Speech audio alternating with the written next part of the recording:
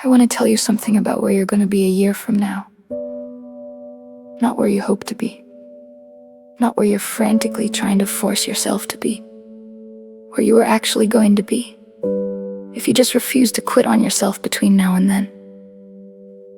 A year from now, at this exact time, you're going to be living a life you used to only imagine. And I know how that sounds when you're in the middle of what you're in the middle of right now. I know it sounds like something people say to make you feel better temporarily, like a nice thing to tell someone when you can't fix what they're going through. But I mean it in the most specific, most personal, most real way I know how to say it. The life you've been praying for is closer than it feels right now. It won't arrive all at once. That's not how God tends to move in the deep things. It won't come with an announcement. It won't be loud or dramatic or sudden in the way you've been picturing it. It will be quiet at first, almost imperceptible. Like the very first moment the sky starts to lighten before sunrise. You almost miss it if you're not paying attention. But little by little, things will start to shift. Your peace will come back, not the forced kind, not the kind you perform for everyone else while you're falling apart on the inside. The real kind, the kind that settles into your chest and stays there, even when circumstances haven't fully caught up yet. Your purpose will get clearer.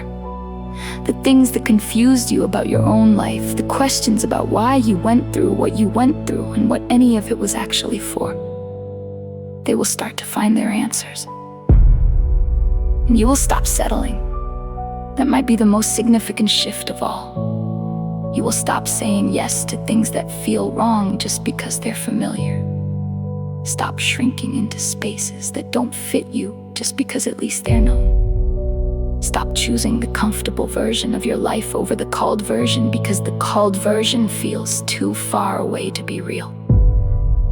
One day, not dramatically, not all at once, you will just stop and you will choose differently, and it will feel so natural that you'll wonder why it took you this long.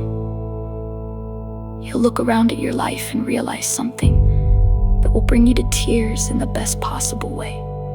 You're not surviving anymore. You're actually living. What feels so heavy right now will be behind you, not forgotten.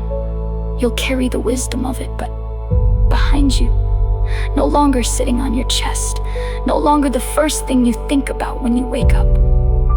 What feels so unclear right now, so tangled and confusing and impossible to make sense of, will finally have a shape.